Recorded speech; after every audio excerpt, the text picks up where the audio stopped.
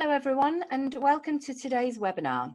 My name is Karen Doyle and I'm Operations Director of CTAM Europe. I hope you're all feeling well and staying healthy. So let me introduce you to today's presenters. We have two of Ampere Analysis' finest analysts today. That was like a tongue twister for me.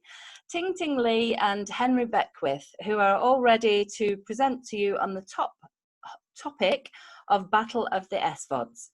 The webinar will be recorded, and if you need to review it again at a later date, you can see it on the members only section of ctameurope.com, alongside our webinar archives and podcasts and webinars also from CTAM US.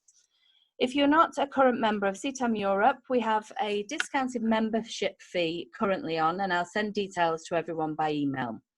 If you have any questions for today, please use your Q&A button and fire them over. Tingting and Henry will then have a few at the end, hopefully, so we can have a good Q&A session. So sit back and enjoy, and I'll now hand you over. Thank you. Hello everyone and welcome to this webinar on content localization, the battle of the SVODs. I hope everyone is doing well.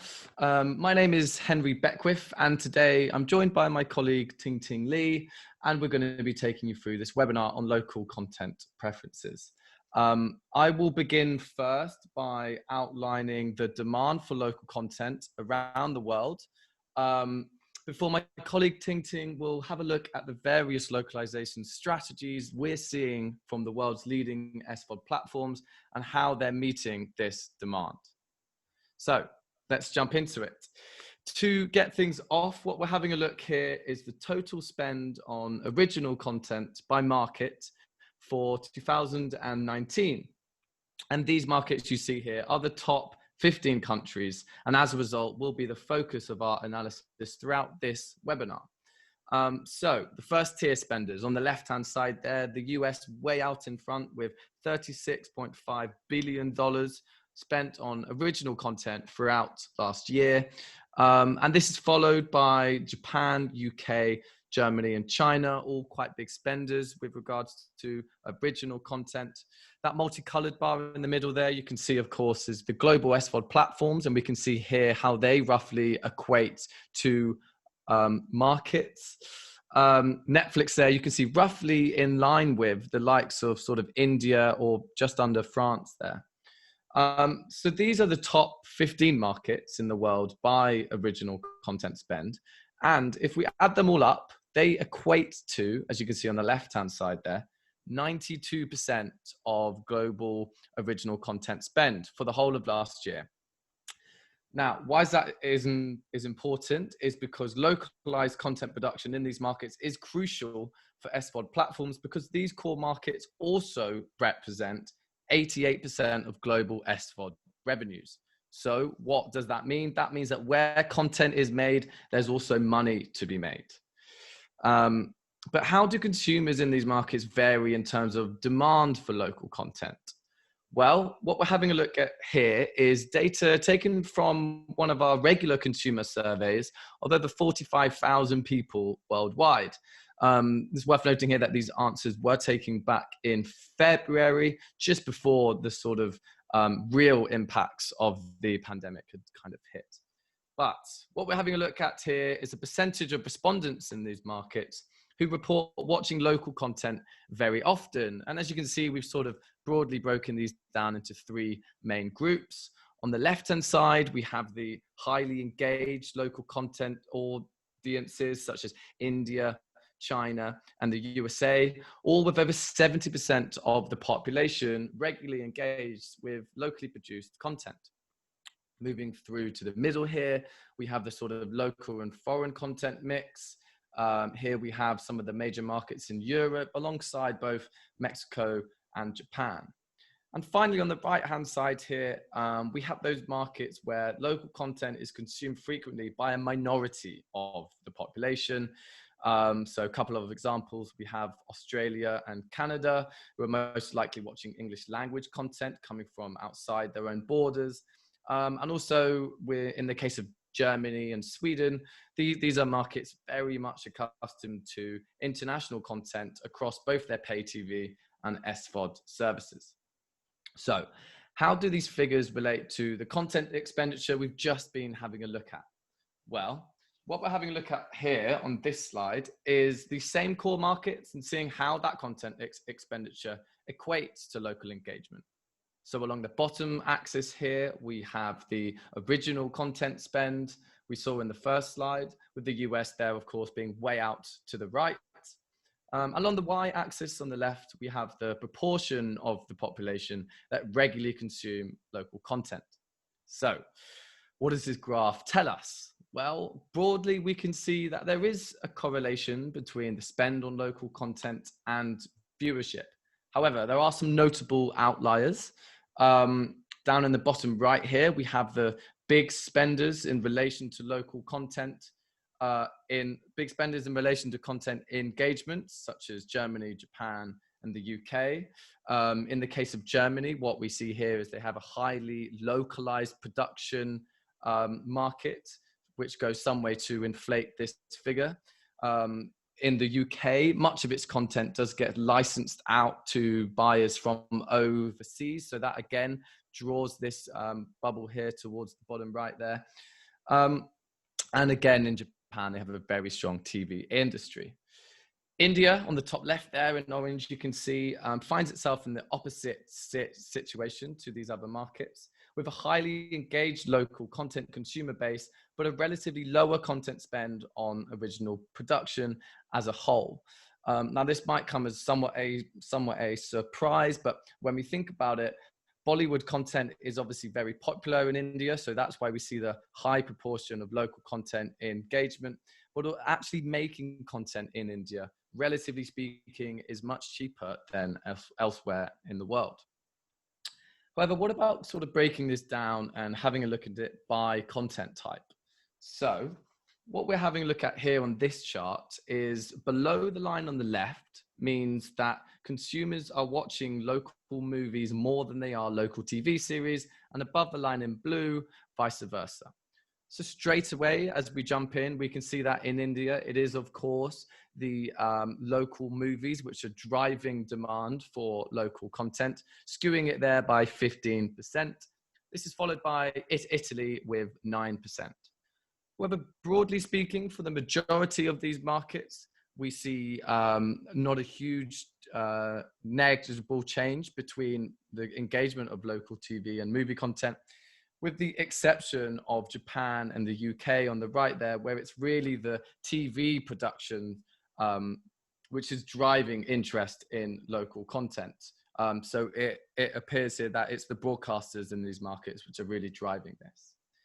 Now, it's important to be aware that this is reported viewing. This is taken from a consumer survey, which of course does give us some insight into the demand for local content. But we're going to have a look now and see what, in a couple of markets, people are actively searching for. So we're having a look at the UK here. And what we're seeing is Google search trends going back to January 2019 for the sort of biggest TV events of the year. And you can see a massive peak of interest there for local dating reality show Love Island, which is closely followed there by big hits such as Game of Thrones. And here we can see where those other big hits of the past year come into play and how they relate in terms of generating interest online. Gavin and Stacey Christmas special there on the right there, generating a peak obviously just around Christmas time. So this is the UK. If we have a look at the same graph, but for Spain, then we can see again Game of Thrones with a huge peak of interest. But let's have a look and see how that relates to local Spanish titles, which have also gained a lot of success worldwide. I'm of course talking about Money Heist there in blue and Cable Girls in orange. Here we can see that in terms of Google search trends, they're generating far less interest online than the big international player of Game of Thrones. And also Stranger Things there, worth noting, falling in just behind Money Heist in terms of a peak of interest. So now we've covered reported viewing. We've had a look at some Google search trends. The sort of final piece to this puzzle is, of course, viewing data. Now, this is the golden ticket that we, of course, would love to get hold of from streaming services. But as I'm sure you will all be aware, Netflix did start releasing the top 10 titles on their platform by market a couple of months ago. So what we can do here is have a look at these top markets. So what we did is for March 2020, we looked at all of the top titles that fell within that top 10 ranking. And we can actually have a look here and see what proportion of those top 10 titles were local to that market. So we can see on the left there, understandably, 80% of those top 10 titles throughout the whole of March were from the US. Relatively lower for Central and South America there, both Mexico and Brazil on 8 and 5% respectively. Within Europe, it's Spain, which seems to be leading the way in terms of local content, making it to the top rankings on Netflix. And in Asia, we see Japan up there on 68%. Now in Japan, it's sort of worth noting here that the international SVOD platforms such as Netflix, Amazon, Hulu, DTV do actually significantly outperform local services. And one of the reasons for this is there was a strong representation of local content on these services. And Netflix have, of course, invested a lot of time in ensuring that local audiences are well catered for in Japan. And this is why we see quite a high figure there. However, we're only looking at quite a narrow definition of what locality means. If we extend it to include titles coming from within that same region, then a slightly different picture does emerge. So the lighter shade of the bar here represents those titles which have come from within that region. And we can see straight away Canada, for example, jumped straight up to 78%, with those titles, of course, coming from the US. In Europe, we can see that titles actually do travel very well across borders, with most of these markets showing figures of 30 to 40% of localization for these top Netflix titles in March 2020. And we can see their Korea on the right-hand side jumping straight up in line with that of Japan to 73%. So what we can obviously take from this is whilst Korean titles do quite well in terms of making it to the top 10 Netflix rankings, actually when we include titles coming from Asia, this jumps straight up to in line with that of Japan.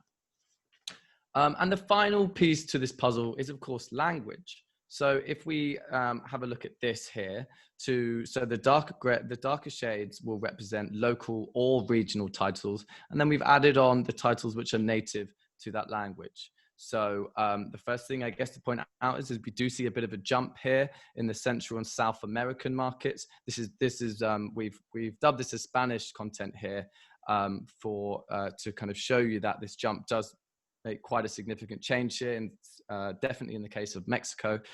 In the UK, we can see we're very insular there, with actually every single title that made it into the top 10 either being from the UK, from the rest of Europe, or English language. So perhaps showing how uninventive we are, us Brits. And then finally on the right-hand side there, you can of course see Australia jumping right up to 93%, with those titles more likely coming from the likes of the UK or the USA. So that broadly concludes this first section. So what I'm just going to do is we can broadly break down all of these countries into sort of 4 main groups. Firstly, those markets with both high local demand and high local content spend are, of course, the likes of USA, India, and China. Moving to the right there, we have a similarly high level of content spend, but a relatively lower local engagement. And in some of these markets like the UK and Japan, we see a high demand for local TV content, less so for movies. While in others, in particular Germany, there's a lot of money spent on regionalized, localized content throughout the country. Then on the flip side, in the yellow there, we have these markets where local demand is higher than perhaps we would expect, given the relatively lower local content spend of 2019. And finally, in the orange there, markets where both local demand for content is relatively low, as well as content spend. We see those markets where content from elsewhere has a history of meeting consumer preferences.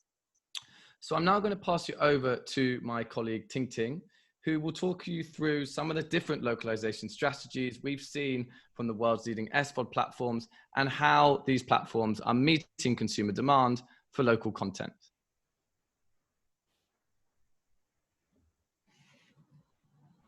Thank you, Harry. Hello, everyone. I will be talking about how SVOD platforms in the key markets provide local content. So to begin with, let's first look at the proportion of local content on SVOD by markets. As we can see here, USA has the largest local content in the market, with over 50% of content being American. And countries in Asia Pacific region, such as China, Japan, and India, also have relatively higher coverage of local content on SVOD, which is around 40%. While among the European countries, UK has the highest local content share, and the rest of the EU countries has about 10 to 20% of local content on SVOD. Meanwhile, the local content supply is largely in line with the content spend in each market. So here we are looking at the content spend versus local content share of SVOD catalog. Countries like Japan and the UK spend heavily on content production and also have relatively higher share of local content on SVOD. While some European countries on the bottom left here, like Spain and Italy, were spending much lower on content, just slightly over $1 billion for last year.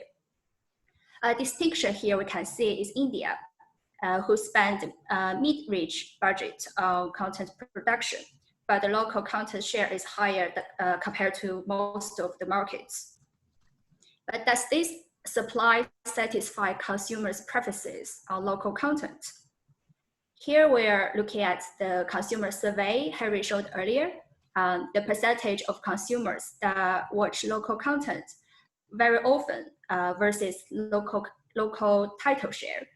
As we can see here, some markets are underserved by local content, especially in Europe, such as France, Spain, and Italy. This is because SVOD subscriptions in France and Spain are mostly on international platforms, while where local content volumes are low. On the contrary, Japan here was over-serving local content. Consumers' preferences in Japan are about 30%, but there are more than 40% of Japanese content on the SVOD. Then who's driving the local content supply? This depends on the markets we're looking at. This chart here shows which market is dominated by local platforms or international platforms, determined by annual revenue share. Here we can see on the right-hand side, USA, China, and India are largely dominated by local platforms, as they had by far the highest local content demand. While on the left-hand side, we see some European countries such as the UK, France, and Germany, where local content has relatively lower demand. Therefore, international platforms such as Netflix and Amazon Prime Video dominates the SVOD landscape. In the middle section here, we have some East Asian countries like Japan and South Korea, as well as Italy and Sweden. So in these markets, local titles share varies, as both international and local platforms have similarly significant influence in the local SVOD landscape. If we look at the markets where local SVOD dominates, there is usually one platform driving local content supply. For example, here, Mediaset's Infinity in Italy and DTV in Japan.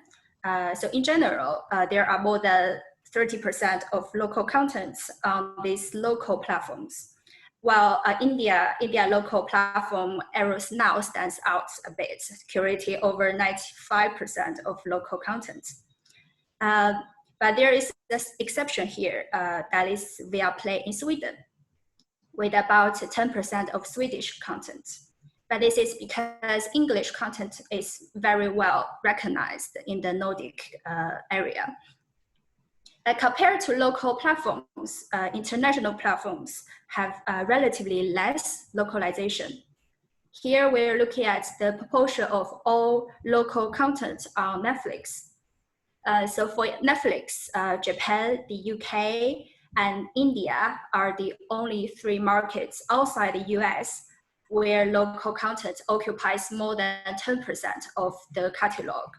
While for major EU countries, the local content occupies only around 5% of the whole catalog. And in South America, this is even less. But if we include regional content, European content on Netflix are in total over 20% now. This is to reach an EU quota that requires international platforms to have at least about 30% of European works. And for countries in Asia Pacific region, proportion of regional, which is Asian content, has risen to between 30% to 40%. But in Brazil and Mexico, regional content is still less than 10% in total. Now let's look at Amazon. It is similar to Netflix, but it has a greater focus on larger European markets.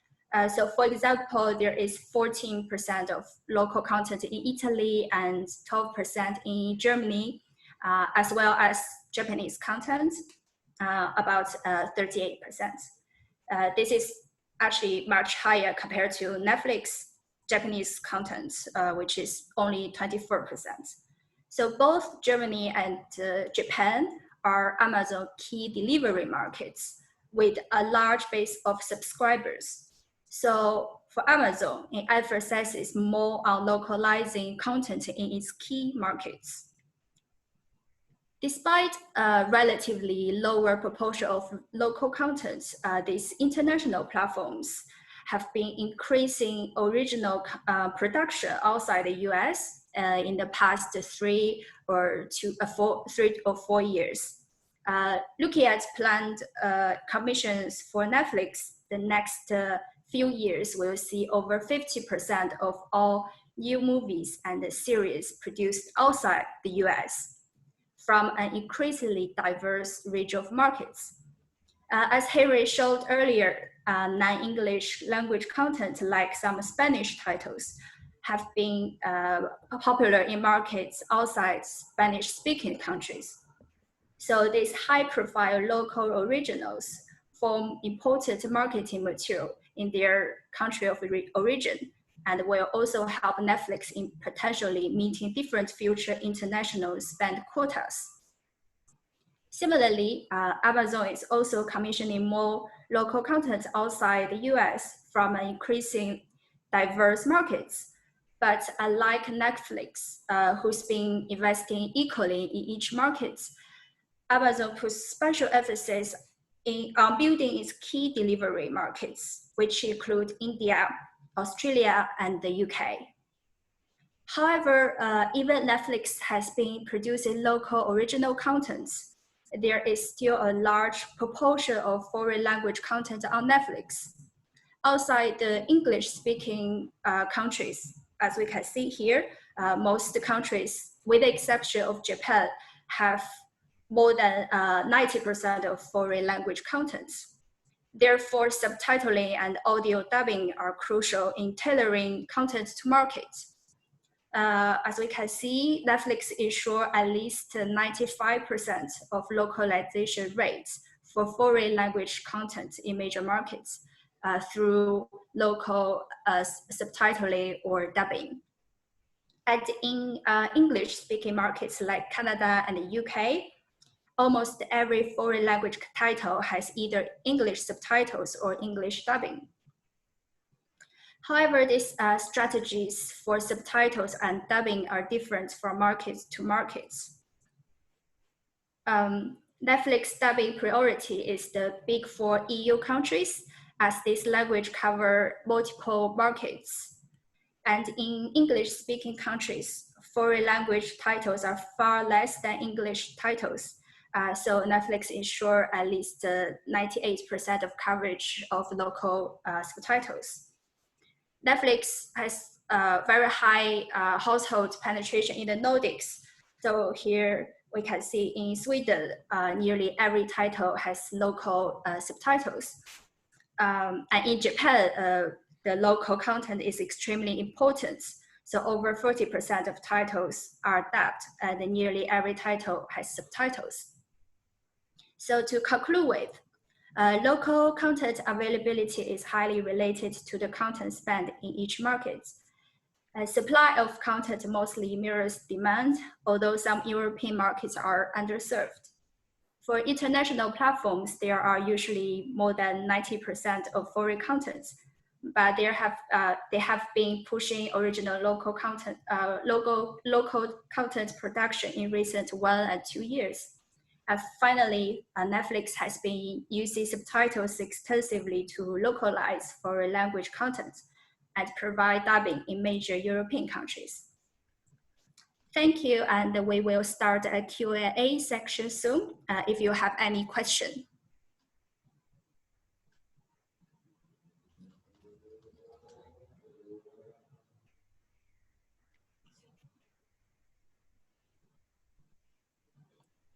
So I believe we have one for Harry.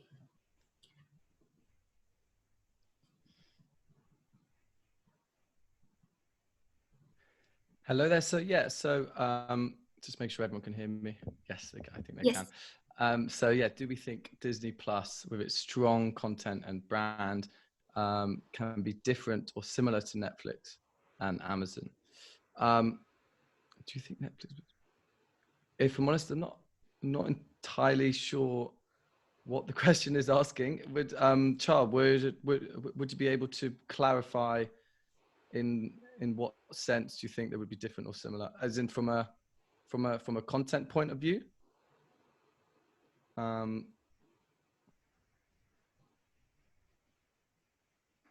Okay. So from consumer preferences. Well, yeah. I mean, we of course have seen a very much impressive rise of Disney Plus. I think they've recently topped over 50 million subs worldwide. That was beating even their own estimates. So I think, you know, the kind of point you make there of them having kind of very strong content and the brand really will come into play here. Also, a lot of their content being animation is very easily dubbed into a foreign language. So in terms of that spreading around the world, we obviously see that doing very, very well. And I think in many ways that's gone a long way to kind of lead to the success which we have seen with Disney Plus, with so many subscribers around the world, and which is certainly continuing to do so. So we will see them, you know, slowly taking a bit more of market share from the likes of Netflix and Amazon around the world.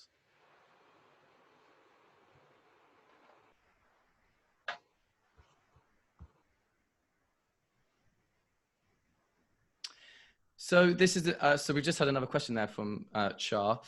This is an interesting question. The question is: will Disney Plus be consumers' second SVOD service or a replacement for an existing one?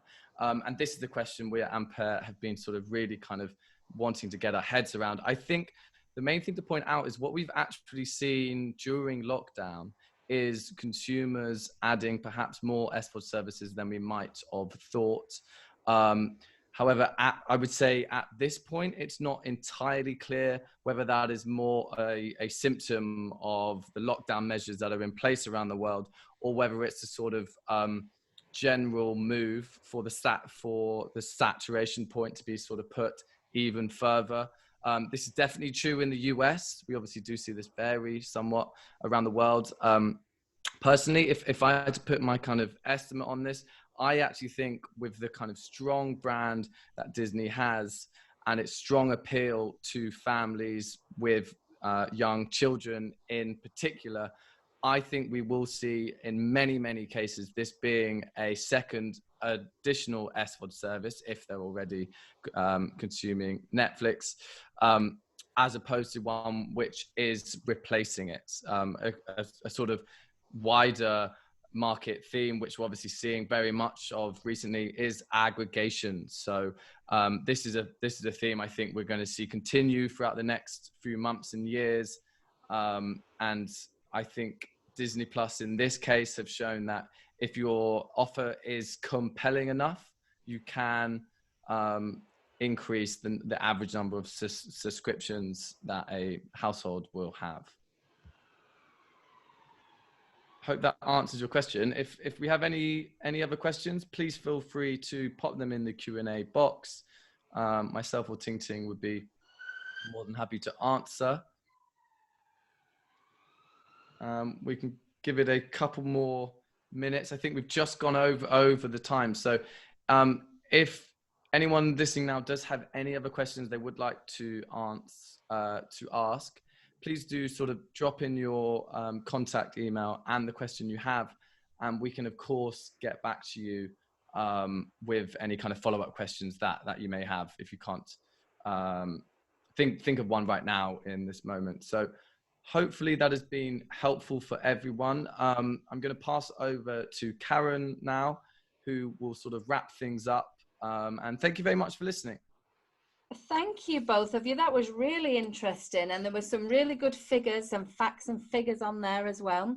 I've just had one question through one of our board members. What percentage of subscribers do you think can be attributed to producing and featuring local content? Is that, sorry, just to check, is that for a certain service, or is this just general for an SVOD service? Just a general question. Well, so I think with this, you know, the main thing to think about is it varies so much between markets. You know, if we think back to that second slide that we saw where we're looking at the demand for local content, there are some markets where it really, really matters, where people watch local content very often, and therefore the SVOD platforms need to reflect that if they're really wanting to kind of gain the number of subscribers that they want. So I'd say that that percentage would be higher in countries like Japan, for example, where local content is very much important. I mean, if I really had to put a figure on it, I would, you know, I guess I would have to estimate around 30 to 40%, you know, at like the kind of higher range of that really mattering when it comes to the SVODs sign up. And then maybe at the lower end where local content is perhaps less crucial in the markets such as Sweden or even in the likes of Germany as well. Excellent, thank you. And if anybody has any more questions, the email address is there, or you can email info@ctameurope.com and I can forward them over. There's another come in there, Henry, from Andrea, but I know that you're emailing her with some more answers, so yes, we'll leave that one. In case anybody missed it earlier, or just as a reminder, you can view this recording again on the members only section of ctameurope.com. You might wish to review it and read all the presentation figures again. So thank you both of you very much. It was really good, really interesting. And as a reminder to everyone, we've got webinars twice a month. The next one is Wednesday, the 22nd of July, from Jack Davison from 3Vision. And Jack is presenting on the topic of the changing market for US content distribution. So thanks everyone again. Thanks for the great questions. And Henry and Tingting, thank you. Thank you. And wishing everybody a super day. Thank you very much, everyone. Thank you. Bye-bye. Bye-bye.